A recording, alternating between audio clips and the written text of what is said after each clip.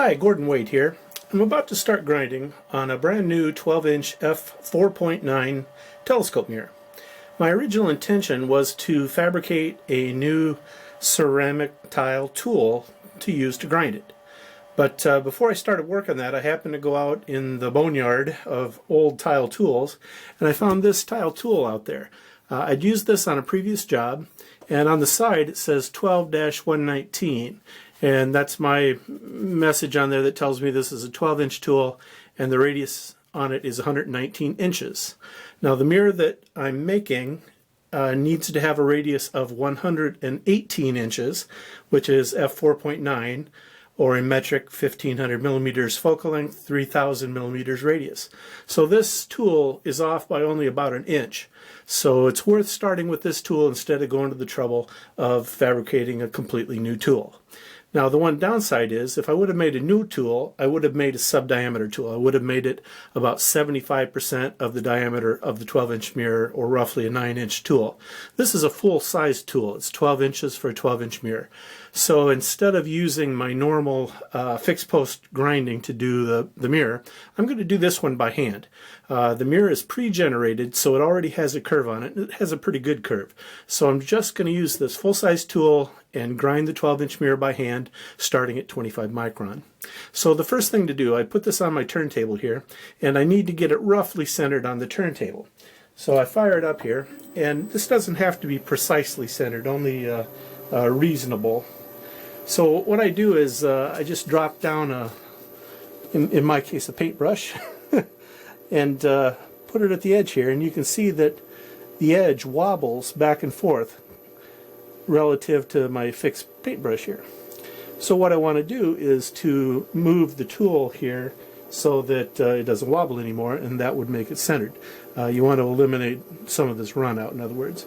So what I do is I take a little rubber chunk here, it's just soft, and I find the point where it comes out farthest, and then just drop that tool right there.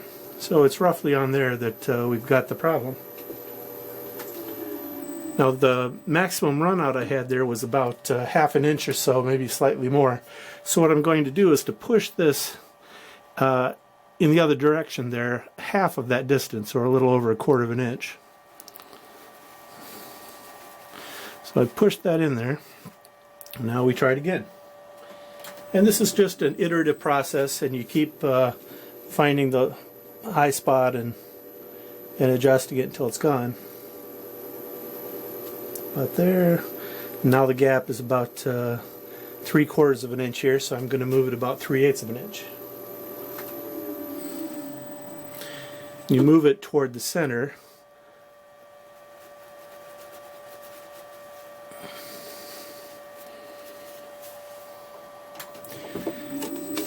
Now in this case I'm going to be grinding this with the tool on the bottom and the mirror on the top. And when you're hand working like this, it's not hugely important that everything be exactly centered. You can see now we've severely reduced the run out. It's down to about 1/8 of an inch, so I'll mark it about there, maybe a little farther.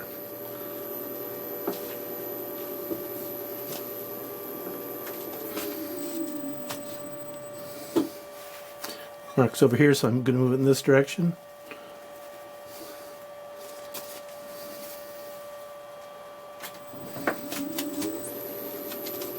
And we should be getting pretty close now. And indeed we are. There's still a tiny little bit of run out here. So we'll give it just one more adjustment and then we'll call it good.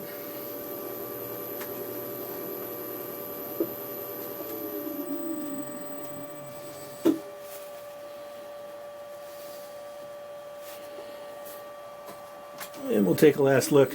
When you're doing handwork like this, I would say that you only need to get this accurate to maybe a 1/16 of an inch, something like that. You can see here we're at about that right now, about a 1/16 of an inch, so that's plenty close enough. So now the next step will be to loosen up these hold downs and move them in up against the tool there so that we'll be ready to grind. Okay, the next step in getting ready to grind here is to saturate this tile tool. It starts out dry. It's been in storage, so it's bone dry. And what I do is just take a water bottle and let her go. Squirt it with water until it's good and wet. And basically, I'm going to do this 2 or 3 times, squirt it down for about 15 minutes. And what I want it to do is to have the plaster soak up some water. Now, the reason that you do this, if you don't wet it down like that, the plaster is quite porous. And what will happen if you start with the dry tool is you wet it down, put some abrasive on there, put the mirror on it, and as you start to work, the tool is just going to suck the moisture right out of it. And you won't be able to grind properly, and things just won't work. So you need to pre-wet or saturate this mirror surface with water. And like I said, let that sit maybe 15 minutes and it'll be just fine. Okay, the next step to get prepared for the grinding is to get all of your abrasives set. Now I use these neat little bottles to put my abrasive in. This is 5 micron. We've got 5 micron, 9 micron, 12 micron, and 25 micron. Now, this is the series that I'll be using here. I'll start with the 25 micron, use that until I'm satisfied with the result, then move down to the 12, then the 9, and I finish with the 5. Now, the way that you want to do your abrasives is to load all of them up at one time before you start grinding on the mirror. We only have 4 abrasives to use here because our mirror was pre-generated. It already has a nice curve on it. We can start at the 25 and end at the 5. So roughly we're going to spend anywhere from 2 to 4 hours grinding here. So the trick is make up all your abrasives in advance so that you've got them already. Then you don't have to stop and you have much less chance of contamination. Now when you're filling up your abrasives, the way you want to do it is to start with the finest abrasive, the 5 micron. You put the 5 micron and the water in there, cap it off, then move to the 9. And as long as you go uphill, go to a larger and larger abrasive each time, you don't have to clean up in between. Because it doesn't matter if I contaminate myself with 5 micron and then get some of the 5 in the 9. That's just fine because 5 micron is smaller than 9. So you work from the bottom to the top and you load up your largest abrasive last. So I've preloaded the 5 and the 9 and the 12. So I can put those aside for now, and all I've got left to do is to put some 25 micron in there. Now the abrasive I use is Microgrit. This is a box of Microgrit, WCA 25T. 25T is 25 micron, and the T means that it's been mixed with talc to kind of give it a little more body, put a little more stuff in there. So this is a very good abrasive. The Microgrit is the best stuff you'll get, and I highly, highly recommend Microgrit for all of your aluminum oxide abrasives from 25 all the way down. Occasionally I even go down to 3 micron and 1 micron. But Microgrit is a very nice product. Highly recommend it, and that's what we'll be grinding with today. Basically, this comes in a fairly large size here.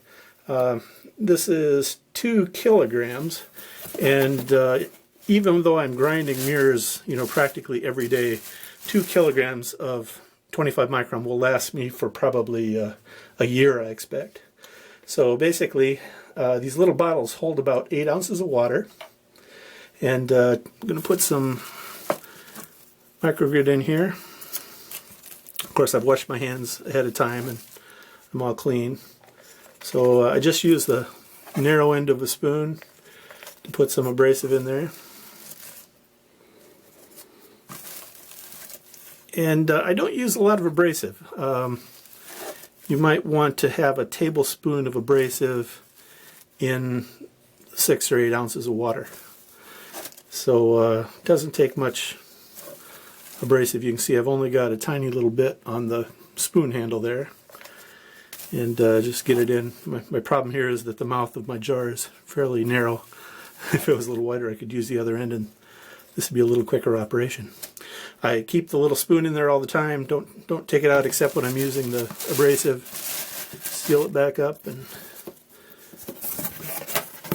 it goes ready for the next trip. So that's how I do the Microgrit. I start with it about half full of water, And after I put the abrasive in, I go ahead and add the other half of the water, fill it up, put the lid on, give it a shake, and we're ready to go. So that's how I prep the tool for the grinding with the saturation of the water.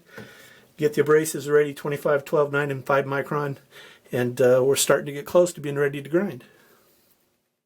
Well, to prepare to grind on this 12-inch mirror, I took my spherometer and measured it quite precisely at the center, at the 50% zone, and out at the edge.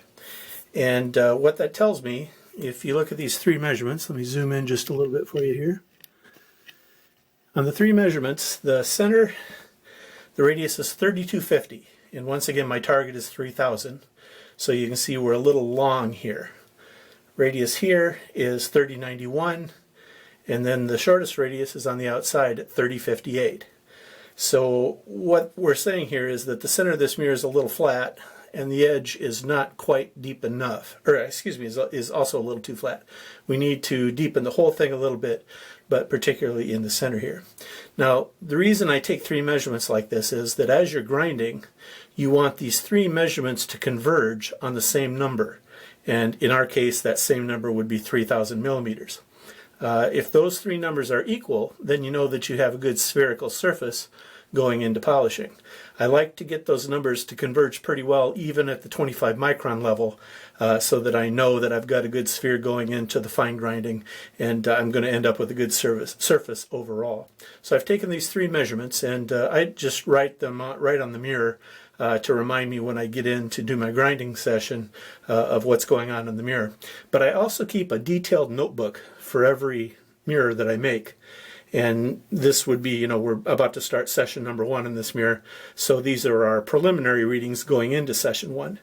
And what I want to check then is, are we, after session 1 is done, I'll put it back on this spherometer, do the three measurements over, and then compare.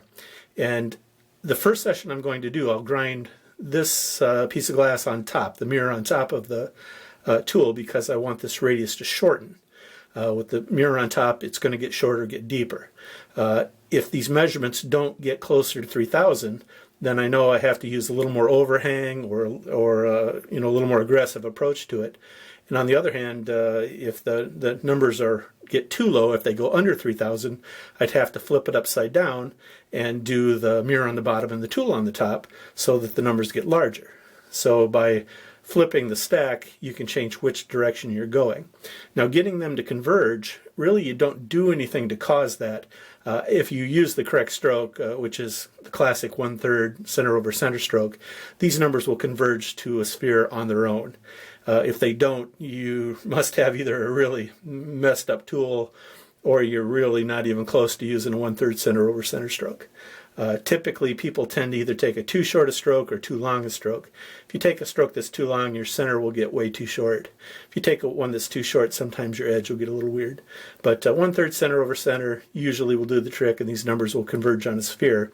Then you want to move the sphere towards your absolute number by altering whether the mirror's on the top or the mirror's on the bottom.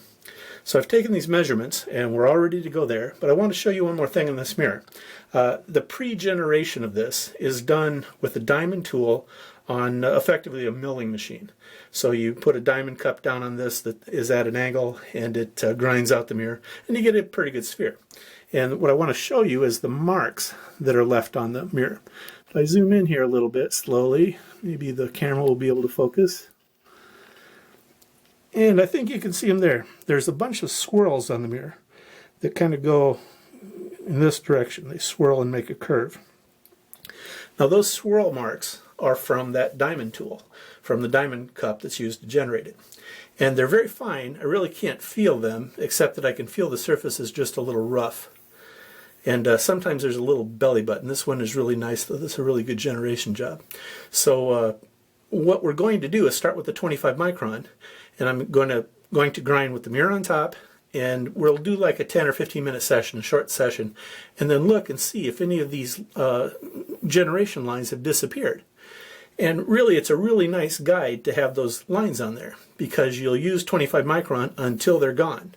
And what you want to do is time that, see how long you had to work for those lines to go away. And anytime that you've got marks on the surface, pits or a line like that, there's also some subsurface fracturing, and you want to get rid of that too. So kind of a rule of thumb would be you grind until those marks are gone, and then you give it maybe another 50% or 100% longer to make sure you've also ground down and gotten out those subsurface cracks as well. So that's what we're going to look for at the beginning of the second session after we measure it and take a look to see if those lines are disappearing. Also, how they disappear will tell us something. If I'm grinding with the mirror on top, I'd expect them to disappear in the center first and at the edge last. So we'll see if that prediction comes true or not. Okay. The other thing you want to check on a mirror before you begin the grinding process is the edge bevel. Now, it comes from the glass fab. The blank comes from the glass fab with a bevel on it. You normally have to ask for it to be beveled. I ask always for the edge to be ground square and for a light bevel to be put on. So as I run my finger down here, I can feel there's a couple of sharp areas. Right there's one. And that sharp area tells me there's not quite enough bevel on there. Okay, I'm ready to grind the bevel on this mirror a little deeper. And to help me do that, I use some hockey pucks. Hockey pucks are wonderful to use for mirror making. I get them for about $1 a piece down at the sporting goods store. And they're great for holding glass, for putting glass on them. So I can drop 3 hockey pucks in there and elevate my mirror blank just a little bit because I need to work on the edge with a rotary tool, and I don't want the tool to hit my hold downs. So I'm going to use a rotary tool, and this is just your garden variety. This happens to be a Dremel brand tool, and I use a diamond blade on the end. Now this is a diamond coated circular blade, and I'm just going to spin the mirror around at a low speed, run the Dremel at a high speed, put a lot of water on it, wear a dust mask, and just bevel this edge down just a little bit. So we'll fire this up, and you don't want to go very fast with this.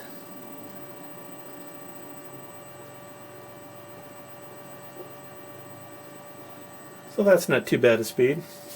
And basically I'm just going to wet this down a lot. Anytime you're working with diamond and glass, everything really needs to be wet. I even wet down the diamond tool. And again, you need to wear a dust mask with this so that you don't breathe the glass that grinds off here.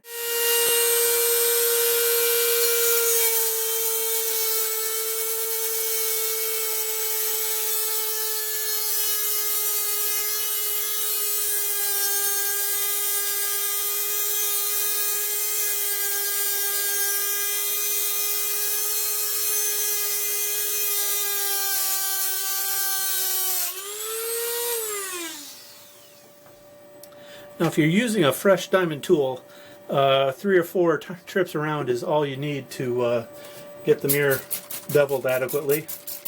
And basically you just want to look at it and make sure that you've got a nice 45-degree bevel on there. And I just use my finger and feel it all the way around, make sure that I don't have any gaps or sharp spots. And that's now beveled, and we're pretty much ready to grind here, I think.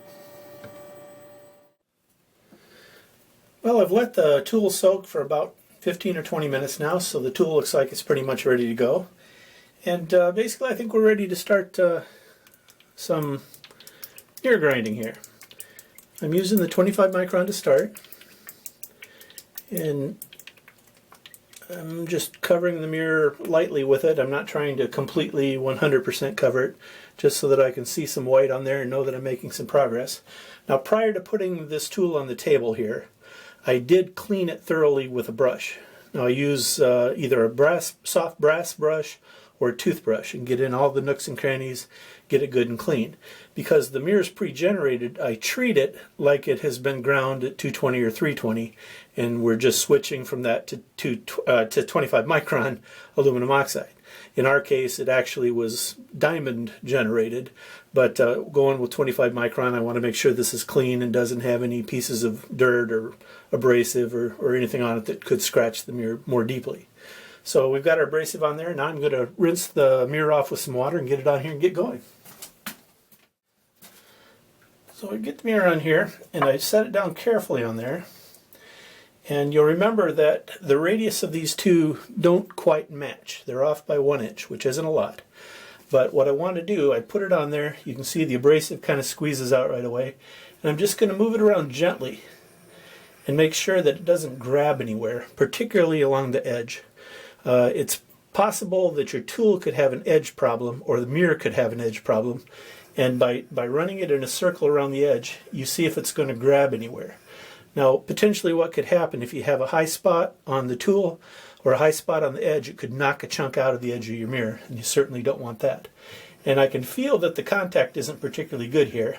So my prediction is we'll have to do a little extra 25 micron to get this to the place that we want it to be.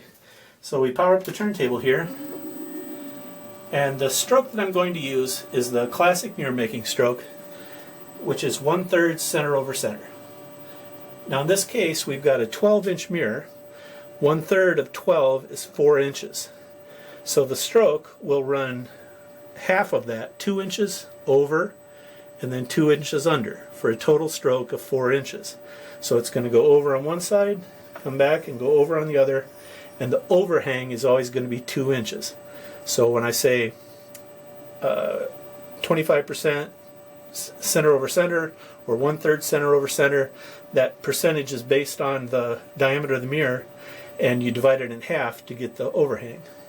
So the stroke that I'm going to use is basically just over the center like this. And I'll take 4 or 5, 6 strokes, and then I turn the tool, or excuse me, the mirror in my hand counterclockwise. My turntable is going clockwise, so I turn the mirror counterclockwise. And that, over time, lets me present every diameter of the mirror to every diameter of the tool. So you also can put a little pressure on it after you get going a little bit. I want to start gently just to make sure I don't have any trouble. And then after the mirror is going pretty well, then I can put a little more pressure on it. Now you'll hear just a little bit of scritch, scritch, scritch noise. That's the abrasive doing its thing. And if you look through the mirror, you can see little bubbles. And those bubbles can tell you where you have good contact and where you have poor contact. So it's kind of fascinating to watch the bubbles. Now, before you begin this process, it's good to start a timer so that you know how long you've been grinding. And in this case, I'm probably going to grind this for about 10 or 15 minutes and then take a look. Now, the one thing that I see already, and basically we've just started here, literally you've watched me do everything here. If I take this mirror off gently, turn it over, give it a little bit of a rinse here. What you see is that some of my numbers are already gone. You can still see the 3058 and the 3090, but the center number is already gone. And that's what I predicted earlier, that it will grind in the center first, and then it will move out toward the edge. So it looks to me like things are going quite well here. Now the fact that that disappeared from the edge, or from the center first, doesn't really mean a lot, because it's so thin, the ink is so thin that it really isn't like we're doing anything extraordinary there. I've added a little more abrasive to this, and we'll continue on. I usually take 4 or 5 strokes and then give it the rotation in my hand. Now on this 1/3 center over center, you don't fret about exactly how much your overhang is. It's a little more, it's a little less. It doesn't matter if you take 4 strokes and rotate, or 5 strokes and rotate, or 7 strokes and rotate. None of these things are particularly important. It's just kind of on average you're trying to hit that 2-inch overhang to get that 1/3 center over center action that we want. And you're also not trying to make every stroke be identical. You know, if you've got some long ones in there, you've got some short ones, no problem there.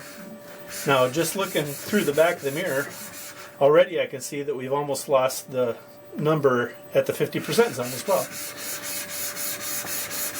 And I can see by my bubbles that we're already starting to even up on the abrasion pattern on this one. So it's getting a little dry here. We'll stop again. Now you don't want it to go dry because things might stick together. Slide that off. Get some more moisture on there. And some more abrasive. This little bottle of abrasive, while it only holds 6 or 8 ounces, is easily enough to finish this mirror with that size. Get that back on there. And off we go again. Now, you remember I said that I picked up this tile tool out of my boneyard. Well, the tool and the mirror are 1 inch different in their radius. And I went in and calculated the actual sagittal, the depth at the center of the mirror. And the difference between the 118 inches and 119 inches is only 1/1000th of an inch at the center. So to get these two matched up, I only have to take 1/1000th of an inch off of this mirror. And that's not very much, even with 25 micron, which is a fairly fine abrasive. Getting rid of that 1/1000th of an inch and getting these two mated up perfectly won't be difficult.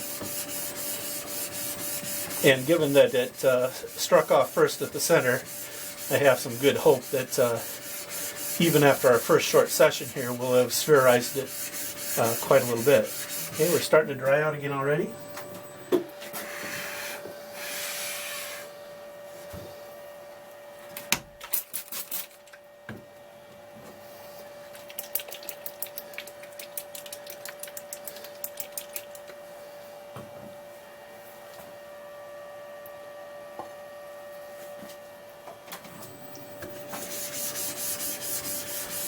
Now, looking through the back of the mirror, I still haven't touched the numbers that I wrote on the outside edge of the mirror there. They're coming around right here. But the other two numbers are already completely worn away.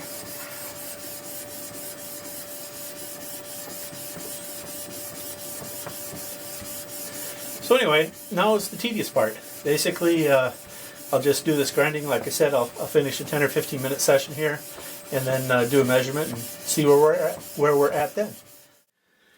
Well, I just finished up the first session on this 12-inch mirror using 25 micron aluminum oxide microgrit. And I stopped just before I took off my edge mark right here. You can see this was 3058 was the number there.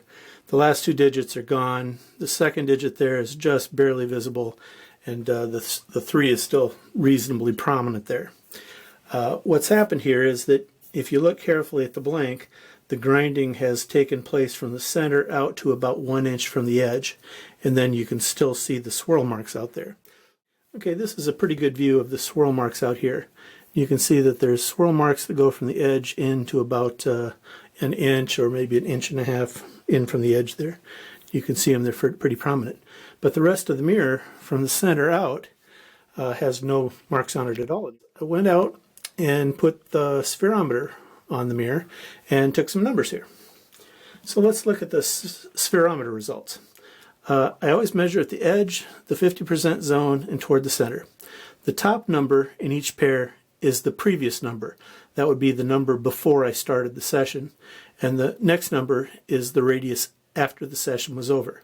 Now, this last session I did lasted just under 12 minutes. And you can see that we got pretty good results here. The 3 originals were 3058, 3091, and 3250. And they've changed to 3091, 3063, and 3063. The target being 3000. So what you can see is in the center we moved nicely, 3250 down to 3063, which is only 63 away from our target. Here we went from 3091 to 3063, again took about 1/3 the distance off. And what's nice here is that these numbers are identical. The radius at the 50% and the center are equal, 3063. So we spherized this mirror from the center out to the 50% zone. On this one, we actually got longer, 3058 up to 3091, but it's only a little bit. And what you want to look at is how much more spherical the mirror is overall. If you look at the 3 original measurements, the largest difference in them is 192, And the 3 new measurements, the largest distance is only 28. So we've reduced the variability of the surface hugely from 192 down to 28. And if you looked at the average of the numbers, you'd see that they've come down quite a little bit too. Now, on the actual radius that we're going for, perfection in the end would be 3,000, and we're at 3063 now. But from experience, what I know is that after the grinding is over and we switch to polishing and then parabolizing, we're going to make it about a quarter of an inch, or maybe sometimes even a half an inch deeper after polishing and figuring than it is after grinding. So what I'm going to do is to actually set my target to be 1/2 inch, or about 12 or 13 millimeters longer than 3,000. So the actual target I'm going to shoot for is about 3013 or 3012, somewhere in that range. And if I can achieve that after the 5 micron is done, I'll know that I can go ahead and polish like I normally do, and I'll have room to work, and everything will come out pretty close to being on the button. Now, in typical commercial work, if you're doing an optic, the typical tolerance that you'll advertise is plus or minus 2% on the radius or the focal length. Well, plus or minus 2% on this particular mirror would be 60 millimeters. And you can see we're almost down to that already in the center of the edge at 3063. We're only 63 off. But what we want to actually achieve in the end is to be better than 3013. I'm going to stop the grinding at 3013 and hope that the polishing takes me up right close to the 3000. And typically we can achieve any radius we want as long as you're willing to spend the time to do it. But we can easily hold it to within 3 or 4 or 5 millimeters, which is far, far better than the 60 millimeters, which would be the typical commercial number. Now in this mirror, we're ready to continue on with the 25 micron. Since we have good results from the center out to the edge, and we just have this little edge left, I'm going to continue with the 25 until my mark's all gone, or the new mark is gone, and then I'll continue on a little while after that. In the center, we know that we're grinding away nicely, but the edge we haven't touched those swirling marks yet. So I need to get rid of the swirl marks and then grind some more to make sure that all the subsurface fracturing is gone. So I'll do another session on this, probably about 15 minutes or so, make sure that we're clear here, and then probably one last session to give it a little extra time to make sure that all of the subsurface damage has been ground out.